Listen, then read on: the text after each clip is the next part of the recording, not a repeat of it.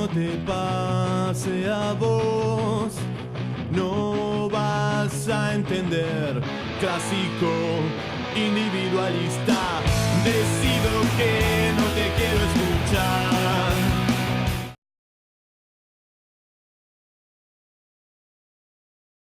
Bueno, nos encontramos con el doctor Jorge Chamía. Él fue uno de los jueces que integró el tribunal que condenó a Miriam Herrera a 8 años de prisión en el mes de septiembre.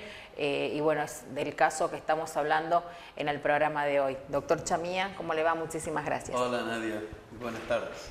Bueno, doctor, ha sido sin lugar a dudas uno de los casos más polémicos, ¿no? El de Miriam Herrera. Usted estuvo integrando el tribunal. ¿Qué recuerda precisamente de ese caso? Sí, bueno, fue un caso que por ahí sí se nos viene a la mente de tantos casos que uno tiene, ¿no? Por las particularidades del caso, como fue en este caso de esta chica, que fue un hecho de homicidio por el que vino acusada, y homicidio calificado, que es el 80 inciso primero, que es por el vínculo, porque se trataba de la muerte del hijo. Sí, fue un caso que nos preocupó mucho en el sentido de cómo cuestiones que recién se vienen a dilucidar en el juicio, cuando se deberían ventilar ya desde la investigación. Por eso el sistema se divide en dos etapas, el proceso penal. Una etapa preparatoria penal, que se llama, que es la de investigación, que está a cargo de un juez de instrucción, y la otra, que es la etapa del juicio. La etapa de juicio no es una etapa de investigación, y muchas veces hasta las partes equivocan de querer venir a hacer que los jueces hagamos tareas de investigación. Primero tenemos una prohibición constitucional y hasta convencional de que un juez que juzga tenga que estar haciendo tareas de investigación, porque sería totalmente parcial. Entonces esas cosas se deben hacer, pero creo que en este caso se debe más a una estrategia defensiva de que no se haya conocido la verdadera historia de esta chica. Bien, bueno, ella lo que manifestó fue que en realidad pensó que después de tener el bebé, o sea que el bebé estaba sin vida, era lo que nos decía el abogado de ella, y que venía escapándose de toda una situación de violencia, de un contexto de violencia familiar, escapándose desde una provincia de donde ella era oriunda, se vino para acá. Sí, ella era oriunda de acá.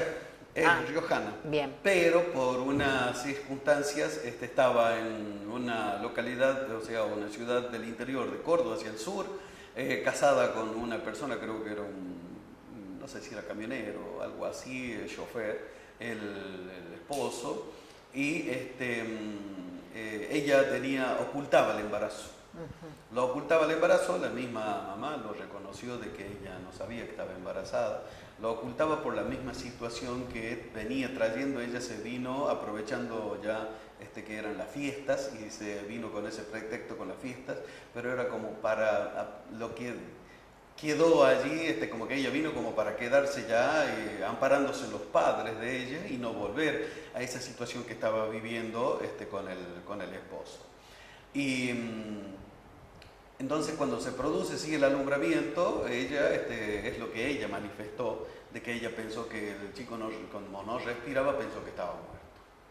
Entonces, como ella tenía el sangrado y la ve la madre que sangraba, van al hospital, pero ella lo que hizo, lo puso al bebé, lo puso en bolsas y lo puso adentro de un placar. Que eso es lo que le produce la muerte, muere por la asfixia. Por la asfixia. El bebé. Bien, doctor, esto fue en el 2013. Ella, cuando llega al hospital, los médicos se dieron cuenta de que no había expulsado la placenta o algo así, y comienzan a preguntarle qué era lo que estaba pasando y si había tenido un bebé, a lo que ella, digamos, niega, después se termina quebrando. Fue un poco así lo que pasó. Claro, lo que pasa es que ella, como venía, primero como que nadie sabía de que ella estaba embarazada, pero ahí la madre creo que ya se da cuenta de que algo pasó, de haber visto el sangrado que tenía, estaba prácticamente, ella dice que se desmaya, es lo que ella dice. Lo que pasa es que recién eso lo cuenta en el juicio. Claro. Antes, como lo dije, ella no había usado su declaración como medio de defensa durante la investigación, porque podría haber canalizado las líneas de investigación hacia las versiones que ella manifestó en el juicio. Y lo que nos aparentó a los jueces, sí, era un relato aparentemente creíble, pero nosotros también nos tenemos que basar en pruebas científicas respecto de eso, y lo que nos viene, hay unas pericias psiquiátricas que se hacen respecto de ella, que tampoco la favorecían en ese aspecto. Creo que la doctora Silvia Martínez actuó como perito psiquiatra y no la favorecían mucho. Pero ella sí llega al hospital diciendo que había tenido un aborto. Y por eso comienza al principio la carátula de esta causa como aborto, por el artículo, no me acuerdo si es el 88 del Código Penal, pero aparece como una figura del aborto. Y el médico, cuando la revisa, se da cuenta que los restos placentarios que tenía no condecían con lo que ella decía que había tenido un aborto. La atiende un médico residente, y el médico residente llama al médico de guardia, el jefe, le hacen y extraen, digamos que es como que le extraen la placenta, y es lo que produce la totalidad del parto, digamos. Cuando la mujer se produce el parto, no tan solo es la expulsión del bebé, sino de toda la placenta. Y ahí se dan cuenta que la placenta pertenecía a un término de una gestación completa de un bebé. Claro, 38 porque semanas. Los médicos, ellos saben, al ver la placenta, de más o menos de cuánto es la data del bebé. Por supuesto, después se tuvo los estudios del bebé, que ya tenía, creo, si no me equivoco, 42 semanas de gestación. Es decir, que no fue un aborto, fue un parto. Claro, estaba en término Sí, el estaba bebé. en término. Doctor, usted la observó durante las audiencias que se han realizado a Miriam. ¿Usted cree que ella comprendió la criminalidad del hecho? Sí, no se manejó mucho el tema de que ella se haya expresado en el debate, sino al final, cuando se dirige al tribunal, al final del debate. Pero en la pericia psiquiátrica y psicológica determina que sí, que ella comprendió la criminalidad del hecho. O sea, no estaba en un estado ni psicótico, ni tenía algún trauma que la podría haber afectado de la comprensión de la criminalidad del hecho. Lo que pasa es que estos casos, como en el caso de esta señora, son lo que antes se denominaba la figura del infanticidio. Allí por la década del 90 se modificó el Código Penal y sacó, digamos, de plano la figura del infanticidio. Lo que pasa es que en el infanticidio hay dos elementos que se juegan. Uno es un elemento subjetivo y otro elemento de la honra de la persona. Lo que pasa es que eso lo hace, le voy a ser sincero de que al voto no lo hice yo como primer voto, sino que la doctora Sara López Douglas hace el voto, y ella lo explica muy bien en la sentencia de cuáles son las diferencias que habían y por qué se hizo esa modificación.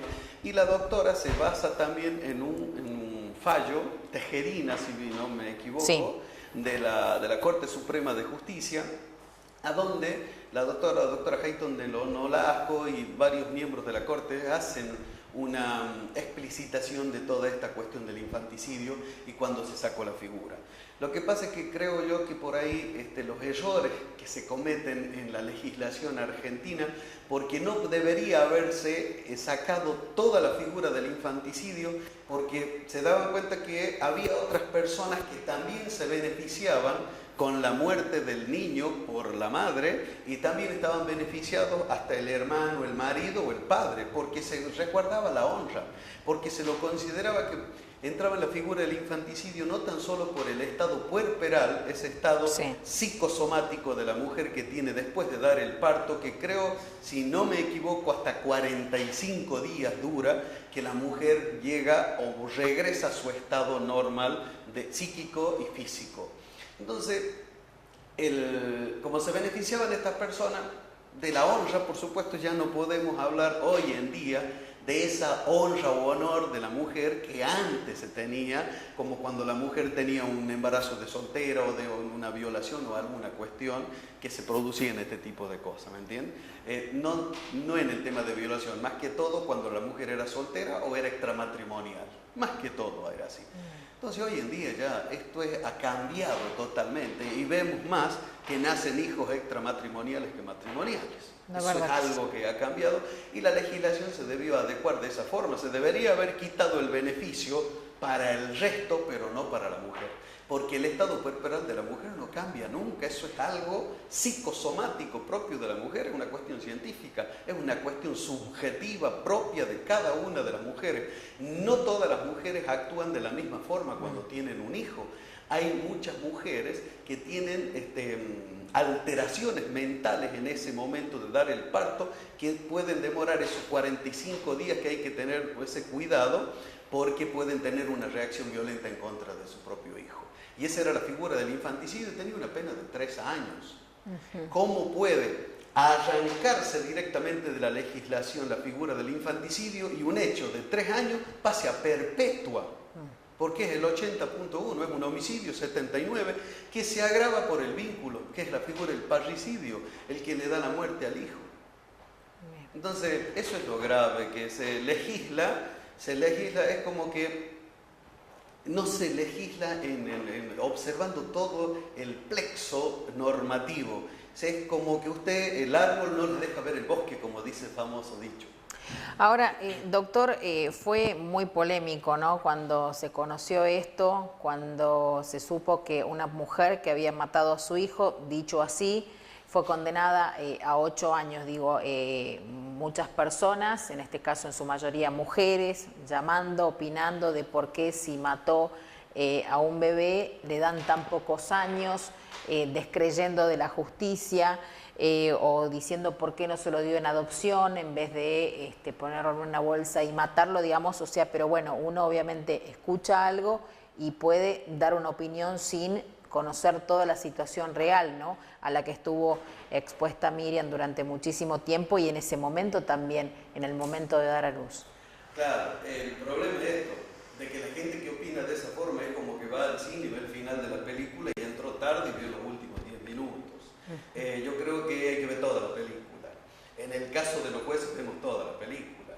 Vemos desde el inicio, nosotros vemos, primero hay que ver a quién tenemos sentado ahí al frente. No toda persona es igual a otra. Y el actuar en cada uno de los hechos, ninguna persona actúa de la misma forma a pesar de que pueda ser el mismo tipo penal que se deba aplicar. Por eso nosotros, la ley nos obliga, artículo 40 y 41 del Código Penal nos obliga ese estudio de la personalidad del sujeto.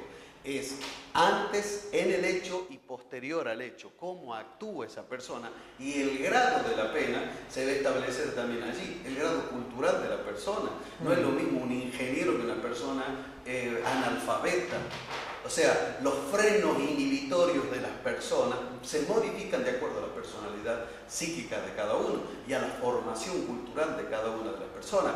Entonces, todos los que opinan, y hasta por ahí muchas veces escucho hasta colegas que opinan cuando tienen una formación profesional, que también hablan de los últimos 10 minutos de la película y no vieron los otros, la otra hora 20, la hora 30 de la película. Entonces, esto es lo que hacen crítica de la parte dispositiva del fallo y no leen los considerandos del fallo, a donde los jueces valoramos la prueba. Eso es, en síntesis, lo que pasa. En este caso, la pena por la que vino acusada fue de perpetua, pero la misma fiscalía valoró en el alegato de que el estado de puerperal que tuvo la mujer y el estado de violencia de género que ella venía teniendo, ese temor que venía teniendo, es como que la hizo que actúe de la forma que actuó. Y eso se llaman circunstancias extraordinarias de atenuación, que están contempladas en el último párrafo del artículo 80, que la pena la sitúa entre los 8 y los 25 años, y pidió la pena mínima. Y el tribunal le dio la pena mínima porque el tribunal no puede ir más allá que de la pretensión punitiva del Estado.